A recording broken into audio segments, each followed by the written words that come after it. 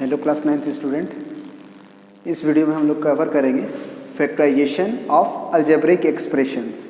आपको बता दें कि हम पूरी तरह से आर डी शर्मा फॉलो कर रहे हैं। अभी एनसीईआरटीज़ देखो, फ़र्क बस इतना है कि एनसीईआरटी में बस कुछ ही क्वेश्चंस दिए हुए हैं, जबकि आर डी शर्मा में एक एक टाइप का क्वेश्चन एक एक एक्सरसाइज में दिए हुए हैं। ठीक है, और अच्छे अच्छे क्वेश्चंस दिए हुए हैं। तब ये सब कर लोगे तो कोई दिक्कत नहीं होगा। जैसे कि तुम्हारा अभी तक एक्सरसाइज 2.5 ही चल रहा है ना, एनसीईआरटी का, लेकिन हम लोग आर डी शर्मा का 5.1 पे आ चुके हैं। क्या होता है फैक्टराइजेशन और किसका फैक्टराइजेशन सीख रहे हैं हम लोग? अलजेब्रिक एक्सप्रेशंस का।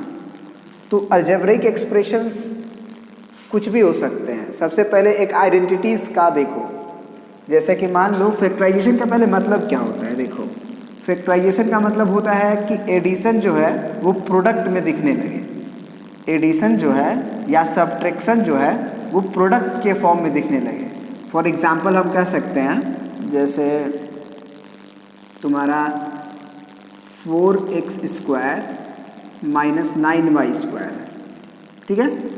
तो ये डिफरेंस के रूप में नज़र आ रहा है। तो इसे हम अगर 2x का होल स्क्वायर बोल दें, इसे हम 3y का होल स्क्वायर बोल दें, तो ये a² माइनस b² की तरह हो जाएगा। और हमें पता है कि a² माइनस b² का नाम एक ये भी होता है, a plus b into a minus b, क्योंकि दोनों एक दूसरे के बराबर हैं। तो a² माइनस b² बोलो, चाहे a plus b into a minus b बोलो, तो ये डिफरेंस में नज़र आ रहा है, जबकि ये प्रोडक्ट में। तो बस इसी की ज़रूरत है। फैक्टराइजेशन का मतलब ये होता है फैक्टर फॉर्म में नज़र आए। तो अब ये क्या कर देंगे, a क्या है तुम्हारा 2x, b क्या है तुम्हारा 3y। या ऐसे सोचो कि a² माइनस b² है, a² माइनस b² है, तो स्क्वायर को एक बार भूल जाओ, a और b को जोड़ लो, स्क्वायर को भूल के a और b को घटा लो। उसी तरह ये a² माइनस b² है, तो स्क्वायर को भूल के एक बार 2x और 3y को जोड़ लो और एक बार घटा लो। ये याद रखने का पॉइंट ऑफ व्यू से बताया। तो यही चीज़ 4x² माइनस 9y² अब प्रोडक्ट फॉर्म में नज़र आ रहा है। तो दिस इज कॉल्ड फैक्टराइजेशन। तो जो फार्मूला पे है वो तो तुरंत बन जाएगा। जैसे मान लो तुम्हारा a² माइनस 9b² है, तो हम इसे a² इसे 3b का होल स्क्वायर लिख सकते हैं। अब a हमारा तो a ही है, लेकिन b हमारा 3b है। तो a² माइनस b² का फार्मूला अगर यूज करना चाहें तो a² माइनस b² होता है, एक बार स्क्वायर को भूल के जोड़ लीजिए, एक बार घटा लीजिए। तो उसी तरह से स्क्वायर को भूल के हम एक बार a और 3b को जोड़ लेंगे और एक बार a और 3b को घटा लेंगे।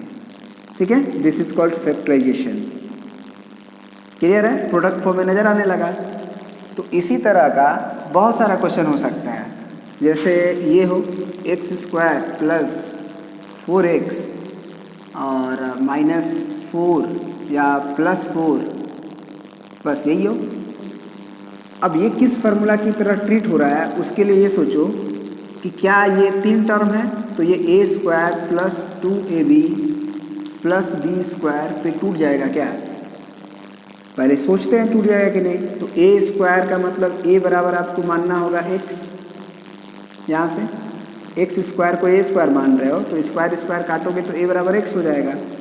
उसी तरह b² को 4 मान रहे हो, b² को 4 मान रहे हो, तो b बराबर 2 हो जाएगा। तो क्या हम इसे x² प्लस 2 इंटू a की जगह पे x इंटू b की जगह पे 2 और प्लस 2 का स्क्वायर लिख देंगे, तो ये मेरा टर्म आ जाएगा a² प्लस 4x प्लस 4। तो दिख रहा है 2 दूना के 4x प्लस 2 दूना के 4। तो ये a² plus 2 into a into b और प्लस b²। तो ये कन्वर्ट हो जाएगा फिर a प्लस b के होल स्क्वायर पे, क्योंकि हमें पता है कि a प्लस b का होल स्क्वायर हो जाता है। तो a की जगह पे x और b की जगह पे 2, इसका होल स्क्वायर। तो इसी x प्लस 2 के होल स्क्वायर को हम x plus 2 into x plus 2 लिख सकते हैं। तो ये जो नज़र आ रहा था एडिशन और सब्ट्रैक्शन में, अब ये प्रोडक्ट फॉर्म में नज़र आ रहा है। तो इसे ही फैक्टराइजेशन कहते हैं। मतलब एक्सपेंडेड फॉर्म दिया रहेगा और तुम्हें नॉर्मल फॉर्म लिखना होगा। जैसे कभी कभी ये दिया रहेगा a² plus b² plus c² plus 2ab plus 2bc plus 2ca। अगर इस तरह दिया रहे तो तुम्हें समझना है कि ये a plus B plus C का होल स्क्वायर है। अब तुम्हें पता होगा कि this is also a factorisation of a plus B plus C into A plus B plus C. हम 2 बार लिख सकते हैं प्लस बी प्लस सी। क्यों? क्योंकि किसी नंबर का अगर स्क्वायर है तो एक्सपोनेंट में पढ़ाए थे a plus B plus C, A plus B plus C लिख सकते हैं। तो और किस तरह का क्वेश्चन बन सकता है तुम्हारा, है ना? और किस तरह का क्वेश्चन बन सकता है इस पे अगर बनाना चाहें तो इस पे अगर हम बनाना चाहें तो ऐसे बन सकता है। जैसे मान लो 4x स्क्वायर हो प्लस 9y स्क्वायर हो प्लस 25z स्क्वायर हो और प्लस 12xy हो 30yz हो और प्लस 20zx हो। अगर इस तरह दिया हुआ है तो हमें ये फील आना चाहिए a square b square c square 2ab 2bc 2ca के फार्मूला की तरह वर्क कर सकता है। तो a स्क्वायर में ये पूरी तरह से स्क्वायर होना चाहिए, जबकि केवल x पे स्क्वायर है। 4 तो स्क्वायर नहीं है ना, तो 4 को हम बना सकते हैं ऐसे 2x इसका होल पावर 2 दे देंगे तो ये 2 दोनों पे आता है। एक्सपोनेंट में हम पढ़ चुके हैं 2 का स्क्वायर 4 का स्क्वायर आ जाएगा 4x स्क्वायर। फिर इसको हम लिख सकते हैं 3y का होल स्क्वायर प्लस इसको हम लिख सकते हैं 5z का होल स्क्वायर। उसके बाद हम बिना ऊपर देखे हुए ये a स्क्वायर की तरह ट्रीट कर रहे हैं, ये b स्क्वायर की तरह ट्रीट कर रहे हैं, ये c स्क्वायर की तरह ट्रीट कर रहे हैं। तो निश्चित रूप से आप a को मान रहे हैं 2x, b को मान रहे हैं 3y और c को मान रहे हैं 5z। तो यहाँ पे आपको पता है कि आपको लिखना है प्लस में 2ab। यहाँ क्या लिखना है 2ab। तो 2 इंटू a के जगह पे 2x, b के जगह पे 3y। अब मिलाना है कि ये आ रहा है कि नहीं। तो 2 दूना 4 या 12xy, 12xy का टर्म इस पूरे में ढूंढेंगे तो यहीं मिल गया, तो कोई दिक्कत नहीं है। फिर प्लस 2bc लिखना होता है तो 2 इंटू bc जो लिखना है उसमें b पहचानी है, यहाँ से भी पहचान सकते हैं कि b स्क्वायर स्क्वायर को भूल जाइए तो b 3y हो जाएगा इंटू c क्या हो जाएगा 5z। अब इसका भी प्रोडक्ट देखिए कि ऊपर वाला मैच कर रहा है कि नहीं, तभी तो 2bc के जैसा वर्क करेगा। तो 3 दूना 6, 6 25 30yz कम कर रहा है। फिर प्लस 2ca, 2 इंटू c का नाम आपका हो जाएगा 5z, यहाँ से भी देख सकते हैं, और a शुरू में होता है इंटू 2x। अब ये देखिए तो आ रहा है कि नहीं, 5 दूना 10, 10 दूना के 20zx आ रहा है। इसका मतलब इसमें हम लोग a square plus B square plus C square plus 2ab plus 2bc plus 2ca लगा सकते हैं। और उसका फॉर्मूला क्या होता है, तो a plus B plus C का होल स्क्वायर। बस आइडेंटिफाई करना है कि a क्या है, b क्या है और c क्या है, और हम उम्मीद करते हैं कि ये आप आइडेंटिफाई कर ले रहे होंगे। अब वही 2 जब स्क्वायर हो गया तो आंसर में हम उसी को 2 बार लिख देंगे, क्योंकि फैक्टराइजेशन का मतलब होता है प्रोडक्ट फॉर्म में नजर आए। तो 2 बार लिख दीजिए इसी को, ठीक है। ये आप चीज़ समझ गए, ठीक है। अब आते हैं कुछ और ट्रिकी क्वेश्चंस करने में, जैसे फैक्टराइजेशन में ही कुछ ट्रिकी क्वेश्चंस करते हैं।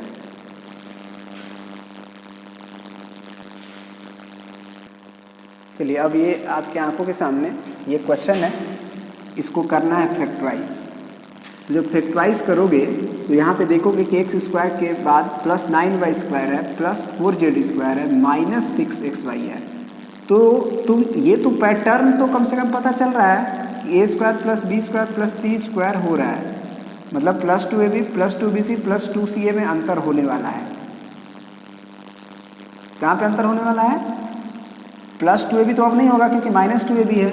तो यहाँ पे आपको प्रीवियस लेक्चर में कुछ अलजेब्रिक आइडेंटिटीज़ जब पढ़ा रहे थे तो उस समय हम बताए थे कि यहाँ पे माइनस रहने के बावजूद भी स्क्वायर के चलते वो गायब हो जाता है, लेकिन आपको यहाँ से आइडेंटिफाई करना होगा। तो देखो यहाँ होता है 2ab और यहाँ होता है 2bc और यहाँ होता है 2ca। अब देखो यहाँ zx है तो ये z है और ये x है, तो ये c वाले स्थान पे है तीसरे स्थान पे और a वाले स्थान पे ये है। c और a दोनों का प्रोडक्ट पॉजिटिव है, मतलब c और a में से दोनों का दोनों या तो पॉजिटिव रहा होगा, c और a दोनों या तो ये भी पॉजिटिव रहा होगा या दोनों नेगेटिव रहा होगा, तभी ऐसा घटना हो सकता है। और यहाँ +2a भी होता है, यहाँ +2bc होता है, लेकिन माइनस आ रहा है, तो a और b में से निश्चित रूप से एक पॉजिटिव एक नेगेटिव हो रहा होगा, चाहे a पॉजिटिव तो b नेगेटिव, चाहे a नेगेटिव तो b पॉजिटिव, तभी तो a और b का जब गुना आ रहा होगा तो नेगेटिव आ रहा होगा। इसमें भी यहाँ भी देखो प्लस में लिखा हुआ है 2bc, तो बताओ b या तो पॉजिटिव रहा होगा या तो c नेगेटिव हुआ होगा, या b नेगेटिव हुआ होगा या c पॉजिटिव हुआ होगा। अब सोचो दोनों में नेगेटिव है और दोनों में कॉमन क्या है, b और b। ध्यान से देखो तो तुम्हें पता चलेगा कि दोनों में b कॉमन है। तो क्यों नहीं हम लोग b को केवल नेगेटिव मान लेते हैं, b को हम लोग नेगेटिव मान लेते हैं, मतलब ये वाला और ये वाला ले लेते हैं, c को पॉजिटिव मान लेते हैं। कहने का मतलब देखो ऐसे दो तरीक़ा से इसको बना सकते हैं। एक तो ये है कि यहाँ से तो प्लस माइनस का कोई डिसीजन नहीं हो पाता है, तो इसको लिख लेते हैं, हाँ अच्छे से लिख लेते हैं। अच्छे से का मतलब है कि 3y का होल स्क्वायर लिख लेते हैं और इसे लिख लेते हैं 2z का होल स्क्वायर। ठीक है, अब देखो माइनस है तो हम लिखेंगे प्लस ही, लेकिन हम लिखेंगे 2 और a के जगह पे हम a को माने हैं पॉजिटिव और b को नेगेटिव, इसमें b को नेगेटिव, क्योंकि एक बार अगर b नेगेटिव मान लिए तो अगला बार भी b नेगेटिव ही लेना होगा। ऐसा नहीं कि एक बार b को नेगेटिव ले सकते हैं अगला बार b को पॉजिटिव, ऐसा नहीं हो सकता है। तो a का नाम तो हम प्लस में रखना चाहते हैं, तो a का नाम हम x ही रखेंगे, लेकिन b का नाम हम माइनस में रखेंगे, मतलब कि हम -3y करेंगे। आपको पता होना चाहिए कि यहाँ स्क्वायर के चलते माइनस गायब हो जाता है। चलिए तो अब देखिए तो ज़रा, ये प्लस माइनस माइनस, अब 3 दूना के 6xy आ ही गया। फिर -2bc करना है, +2bc ही करेंगे, तो +2 अब b का नाम एक बार आप याद रखिए 2a आप b नेगेटिव मान लिए, तो आप b यहाँ भी नेगेटिव ही मानिएगा। ऐसा नहीं हो सकता है कि वहाँ पे दूसरा मान लीजिए, तो 2b और c को आप पॉजिटिव मानना पड़ेगा, क्योंकि c को भी अगर नेगेटिव मान लोगे, c क्या है तुम्हारा यहाँ से पता चलेगा, ये a स्क्वायर है, ये b स्क्वायर है, ये c स्क्वायर है, तो c 2z होगा। तो c को अगर तुम नेगेटिव मानते तो बस क्या होता है कि ये माइनस या माइनस मिलके प्लस हो जाता है, जबकि यहाँ पे माइनस है, यहाँ पे क्या है माइनस है। तो 3 दूना के 6 दूना के 12 yz माइनस में आना चाहिए, तो c को प्लस में ही लेना पड़ेगा तुम्हें। तो अब c को यहाँ भी प्लस लिए और c को अब तो c कहीं नहीं आया है, a को यहाँ पॉजिटिव लिए, तो अगर a भी पॉजिटिव c भी पॉजिटिव, तो यहाँ +2 into c into 2z into a का वैल्यू x, तो ये वैल्यू 2ca मैच करना चाहिए ऊपर, तो 2 दूना के 4zx आ ही रहा है, तो ये काम कर गया। तो अभी हम क्या करके किए काम, कि c और a को पॉजिटिव मान के किए, कि c और a को पॉजिटिव मान लेते हैं और एक ठो b को नेगेटिव मान लेते हैं, तो b यहाँ आता है, यहाँ आता है, यहाँ नहीं आता है, तो a को नेगेटिव b रहेगा इस दोनों में, तो दोनों को नेगेटिव कर देगा। तो इसका आंसर क्या लिख सकते हैं हम लोग, a square plus b square plus c square plus 2ab plus 2bc और प्लस 2ca। लेकिन ध्यान देने वाला बात है, ये माइनस भी है और ये c है और यहाँ भी माइनस भी है, तो इसका मतलब ये बन जाएगा a स्क्वायर, यानी कि इसको ऐसे लिख सकते हैं a minus B plus C का होल स्क्वायर, क्योंकि केवल b ही निगेटिव आ रहा है। इसका मतलब इसका आंसर हो जाएगा x minus 3y plus 2z का होल स्क्वायर। ठीक है, तो अब इसी को 2 बार लिख दो, x minus 3y plus 2z into x minus 3y plus 2z। ठीक है। एक लड़का ये भी बोल सकता था कि सर अगर सी और ए को दोनों को निगेटिव मानते तो भी क्वेश्चन बनता, तो हम बोलते हैं हाँ बाबू तो भी बनता। सी को भी निगेटिव मानो, ए को भी निगेटिव मानो, बी को फिर पॉजिटिव मानो। तो सी को अगर तुम -2z लिखोगे और ए को -x लिखोगे तो 2 इंटू सी इंटू ए भी पॉजिटिव आ जाएगा। तो तुमने सी को निगेटिव माना है, ए को भी निगेटिव माना है, तो बी को तुम्हें पॉजिटिव मानना होगा। तो सी यहाँ पे तुम्हें -2z लिखने की ज़रूरत होगी और यहाँ बी आता है तो बी प्लस में लिखोगे। तो 3y और 2 दोनों का प्रोडक्ट देख लो, माइनस में आना चाहिए। तो 3 दूना के 6, दूना के 12, -12 यहाँ आ ही रहा है। फिर यहाँ पे भी बताया गया है कि ए को भी निगेटिव लेना है, तो 2 इंटू ए को -x और सी को भी निगेटिव, सॉरी बी है ना, तो बी को तो पॉजिटिव लेने के लिए बोला गया है, तो बी को 3y लिखोगे। फिर ये दोनों का गुना करके देखो, माइनस में आना चाहिए। 3 दूना के 6 -x 6xy आ गया और प्लस। तो यहाँ ये भी काम कर सकते हैं, मतलब इसी का आंसर x भी निगेटिव माने a भी निगेटिव c भी निगेटिव, तो इसी का answer -x plus 3y -2z का होल स्क्वायर होता। इसका मतलब इसका answer -x plus 3y -2z, ये 2 लिखना, और -x प्लस 3y -2z दोनों सही है। मतलब ये भी आंसर सही है और ये भी आंसर सही है। और आपको पहले भी बता चुके हैं कि इसमें पूरे में साइन चेंज कर देने से, मैंने a माइनस बी प्लस सी है, इसमें माइनस से गुना कर देने से -x प्लस 3y और -2z कर देने से इसमें कोई फ़र्क नहीं पड़ता है, ये दोनों चीज़ सेम होता है। ये पहले के लेक्चर्स वीडियो में पढ़ाया जा चुका है, ठीक है। तो आई होप कि ये चीज़ें आप समझे हों, नहीं तो एक आध और एग्जाम्पल हम करा देंगे आपको। चलिए हम आपको अभी जो क्वेश्चन बताया इसके पीछे का कॉन्सेप्ट क्या है वो बताते हैं, ठीक है।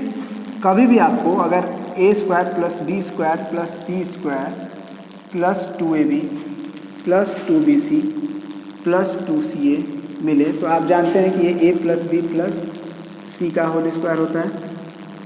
अब सोचिए कि कभी अगर आपको ये मिल जाए a² plus b² plus c² minus 2ab, है ना, फिर -2bc और प्लस 2ca, ये मिल जाए, ठीक है। ध्यान से देखिएगा, क्या माजरा है वो माजरा ही आपको समझ में आ जाएगा, है ना। यहाँ पे माइनस आने का मतलब है कि या तो a नेगेटिव हुआ होगा या तो b नेगेटिव हुआ होगा, दोनों में से एक ही हुआ होगा। तो कुछ देर के लिए यहाँ से डिसीजन करने की बजाय आप यहाँ से डिसीजन करोगे तो आसान होगा, क्योंकि यहाँ BC भी है तो B और C में से कोई एक निगेटिव हुआ होगा, क्योंकि दो चीज़ का गुना निगेटिव तभी हो सकता है जब उसमें से एक पॉजिटिव हो और एक निगेटिव हो। दोनों पॉजिटिव हो जाएगा तो गुना कभी भी निगेटिव नहीं आ सकता है, और दोनों अगर निगेटिव हो जाएगा तो भी गुना निगेटिव नहीं आ सकता है। मतलब मस्ट भी एक पॉजिटिव और एक निगेटिव होना पड़ेगा तभी निगेटिव आ सकता है। तो यहाँ भी निगेटिव है और यहाँ भी निगेटिव है, तो निश्चित रूप से हमें ये डिसाइड करना होगा कि क्या क्या चीज़ को निगेटिव लें। ए को निगेटिव लें, तो ए को निगेटिव लोगे तो ये निगेटिव फिर कैसे हुआ? दोनों में क्या कॉमन है?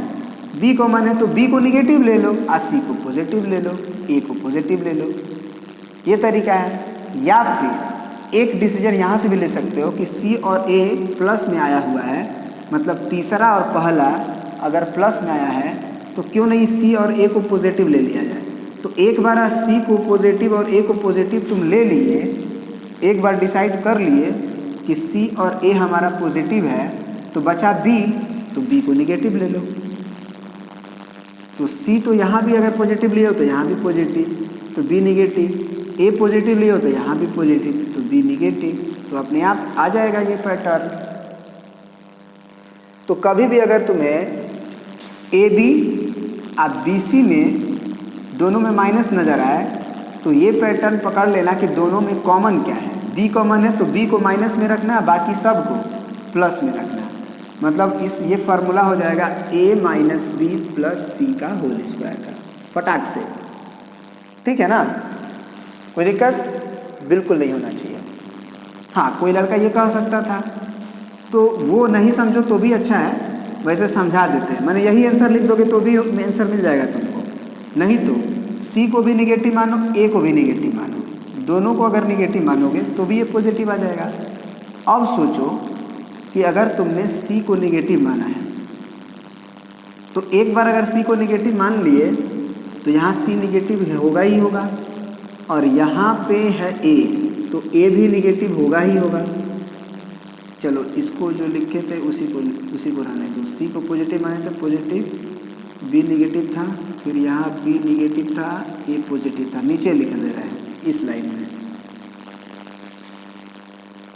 ए को निगेटिव माने हो और सी को निगेटिव माने हो तो सी यहाँ भी निगेटिव होगा, तो खाली बचा बी, तो बी को पॉजिटिव लेना होगा ताकि नेगेटिव बना रहे।